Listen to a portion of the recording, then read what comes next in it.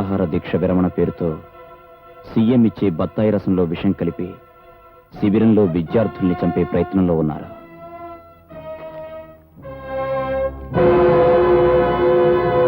విద్యార్థుల న్యాయమైన కోరికలు, విద్యార్థుల న్యాయమైన కోరికలు, విద్యార్థుల ఐక్యత, విద్యార్థుల న్యాయమైన కోరికలు, విద్యార్థుల న్యాయమైన కోరికలు, విద్యార్థుల ఐక్యత, విద్యార్థుల ఐక్యత, విద్యార్థుల న్యాయమైన కోరికలు. అలాగే తెలుస్తాను గానీ నాకు విషయం చెప్పు. ఈ మండు టెంటలో ఈ గుడారం ఏంది? తిండి తిప్పలు లేకుండా రోజుల తరబడి ఇలా కూర్చోవడం ఏంది? ఏందయ్యా? మా కోరికలను ఎన్నిసార్లు మీ దృష్టికి తీసుకొచ్చాం. విద్యా విధానంలో జరుగుతున్న లోపాలను ఎన్నో సార్లు మీకు తెలియజేశాం. అయినా మీరు ఏం చర్య తీసుకుంటున్నారు సార్? ఏందయ్యా, నాకు మీదొక్కటేనా సమస్య? నేను ఢిల్లీ వెళ్ళి ఈ రోజు ఉదయాన్నే కదా వచ్చినా. వెళ్తారు సార్, మీరు ఢిల్లీ వెళ్తారు, అమెరికా వెళ్తారు. ఈ లోపు మేమే కావాలండి. విద్యార్థుల ఐక్యత, విద్యార్థుల కోరికలు. ఊరుకో. ఇలా అడ్డమైన సమస్యల్ని నెత్తినేసుకుని అనవసరంగా ప్రాణాలు పోగొట్టుకుంటారా? ఆడుతూ పాడుతూ చదువుకోవలసిన వయసులో ఏ ఎదవ మాటలు విని కష్టాలు కొని తెచ్చుకుంటారా? నీకేం కావాలో నేరుగా వచ్చి నాతో చెప్పవయ్యా. మీరడిగింది సబబు అనుకుంటే అక్కడికక్కడే అన్ని సమస్యల్ని నేను పరిష్కరిస్తా. చాలా సీఎం గారు చెప్పిన మాట వినకపోయారో మిమ్మల్ని అందరినీ అరెస్ట్ చేయిస్తాను. నీకు తెలిసిందేది ఒకటేగా, చాలే ఊరుకో. ఆ రోజుల్లో అంటే తెల్లోళ్ళని తరిమి కొట్టడం కోసం సత్యాగ్రహాలు చేసి ఎలాగో తెచ్చినాం. ఇప్పుడు మన బతుకు మనం బతకడానికి కూడా అన్నం నీళ్లు లేకుండా ఒగ్గబట్టి అర్ధాంతరంగా తావటం ఎందుకనే? తండ్రి అంటోండి, నా మాటిను. అలాగే సార్. అదే రే, కారులో బత్తాయి రసం ఉంది, బట్టగరా.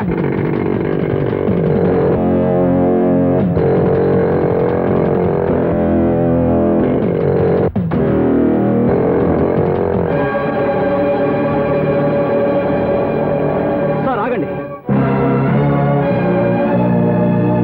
ఆ బత్తాయి రసం తాగొచ్చు సార్, అందులో విషం ఉంది. విషమా?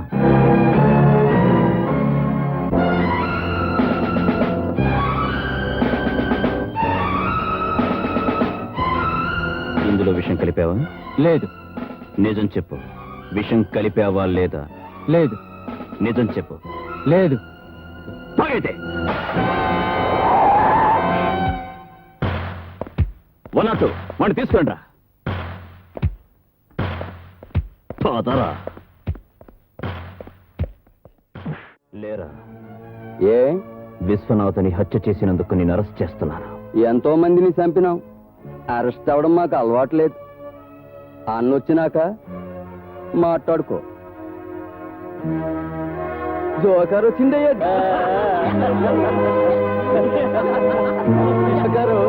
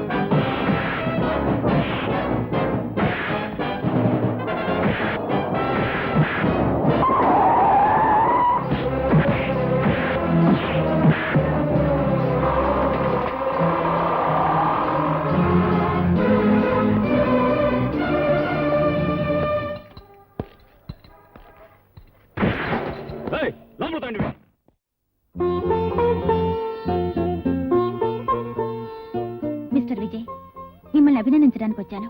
దేనికి? ఎందరు ఆఫీసర్లు వచ్చినా ఆ నీలకంఠాన్ని గాని వాడి తమ్ముణ్ణి గాని వాళ్ళ రాజకీయ పలుకుబడిని గాని ఎవ్వరూ ఏం చేయలేకపోయారు. అలాంటిది ఆ రౌడీని మీరింత ధైర్యంగా అరెస్ట్ చేశారంటే యు ఆర్ రియలీ గ్రేట్. హ, అదేంటండి, అతన్ని అరెస్ట్ చేశానని పెద్ద పెద్ద వాళ్ళంతా నన్ను చాలా నిరంకుశుడు అని విమర్శిస్తుంటే మీరొక్కరు మాత్రం నన్ను అభినందిస్తున్నారే, ఎందుకు? విశ్వనాథ్ లాంటి మంచి మనిషిని చంపిన వాడికి సంకెళ్లు వేసిన మిమ్మల్ని మనసున్న వాళ్ళెవరైనా మెచ్చుకుంటారే కానీ విమర్శించరు. మీకు విశ్వం తెలుసా? తెలుసు, మా అన్నయ్యే. అంటే మీరేనా మిస్ సుధా? అవును, ఇప్పుడు ఏం చేస్తున్నారు? నిన్నే సీఎం గారి పర్సనల్ అసిస్టెంట్ గా అపాయింట్ అయ్యాను. ఇంతకాలం అన్నయ్య ఒక్కడే నన్ను చదివించాడు, మా ఇంటిని పోషించాడు. తీరా నేను ఆర్థికంగా తన చేతికి అందొచ్చేసరికి తన ఈ ప్రపంచానికి అందకుండా వెళ్ళిపోయాడు. Come on, take it easy, control yourself. ఇలాంటి సమయంలో బాధపడడం కంటే మీ అన్నయ్యని చంపిన వాళ్ళ మీద కక్ష సాధించాలని పట్టుదల పెంచుకోవాలి. ఎస్, ఈ గవర్నమెంట్ ఈ వ్యవస్థ వాళ్ళని ఏమీ చేయలేనప్పుడు అంత వాళ్ళ బలగాన్ని ఆడదాన్ని నేనేం చేయగలను? నేను చేస్తాను. ఈ కేసుని సామాన్యంగా వదలను. ఈ కాకి బట్టల సత్తా చూపిస్తాను. ఒక్కొక్కరిని ఉరికమ్మ ఎక్కించకపోతే ఐఎమ్ నాట్ విజయ్. ఒక బాధ్యత గల పోలీస్ ఆఫీసర్గా మీరు ఈ కేసు గెలిస్తే అంతకంటే ఆనందం నాకు లేదు. వాడికి శిక్ష పడచ్చు పడకపోవచ్చు, కానీ మీరు ఈ మాత్రం చేశారంటే అది మీ డిపార్ట్మెంటే గర్వించదగ్గ విషయంగా భావిస్తున్నాను. అందుకు మరోసారి మిమ్మల్ని మనస్ఫూర్తిగా అభినందిస్తున్నాను. వస్తాను. మిస్టర్ విజయ్, ఏమిటిది? ఆయన ఎవరో తెలుసా? అతను ఎవరికి ఎలా తెలిసినా నాకు మాత్రం క్రిమినల్ సార్. ఏమిటి ఆయన చేసిన నేరం? సార్, నిరాహార దీక్ష చేస్తున్న స్టూడెంట్ లీడర్ని సరిగ్గా నిలబడరా, సీఎం గారి చేత విషం ఇప్పించి చంపాలనుకున్నది ఇతనే సార్. అలా అనడానికి ఆధారాలేమిటి? సార్, అన్ని ఆధారాలు ప్రత్యక్షంగా చూసిన సాక్షులు ఉన్నారు సార్. నీకు మతిపోయింది సార్, లేకపోతే ఏమిటయా? నిర్దోషిని పట్టుకుని దోషి అనడానిక నీకు ప్రభుత్వం ఉద్యోగం ఇచ్చింది. అతను దోషి కాదని మీరెలా చెప్పగలరు? అసలు దోషి దొరికాడు గనక. అసలు దోషి దొరికాడా? ఆ రోజు సీఎం గారి చేత విషయం పెంచి స్టూడెంట్ లీడర్ని చంపాలనుకున్న వ్యక్తి తన తప్పును ఒప్పుకున్నాడు. తనకు తనే పోలీస్ స్టేషన్కి వచ్చి లొంగిపోయాడు. లోపలున్నాడు. లోపలున్నాడా? మన డిపార్ట్మెంట్ ఉన్నది 1000 రకాలుగా ఆలోచించి 1,00,000 రకాలుగా నిర్ధారణ చేసిన తర్వాత దోషి ఎవరో నిర్ణయించి అరెస్ట్ చేయడానికి, అంతేగాని నీలా పెద్ద మనుషులను అవమానించడానికి కాదు. ఇప్పుడు నేను సస్పెండ్ చేయొచ్చు, తెలుసా నీకు? పాపం ఉండని. ఈ మధ్య పోలీసు వాళ్ళు సినిమాలు చూసి చెడిపోతున్నారు. హీరోలు అవుదామనుకుంటున్నారు. కొంచెం మూమెంట్లు తగ్గించు. ఇదే ఆఖరి వార్నింగ్. చూడండి, ఈ ఇన్స్పెక్టర్ బుద్ధి లేని తన వల్ల అరెస్ట్ చేశాడని, మా తమ్ముడి తప్పేమీ లేదని మీ డిపార్ట్మెంట్ డబ్బుతో అన్ని పేపర్లో వేస్తే బాగుంటుంది. రారా సంటి. మీరు పదండి.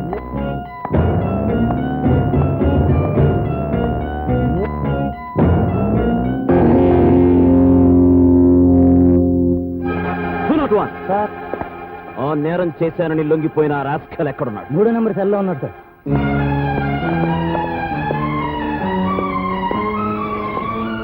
Open the cell.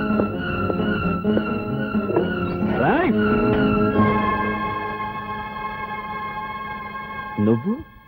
నువ్వు నేరం చేయించావా?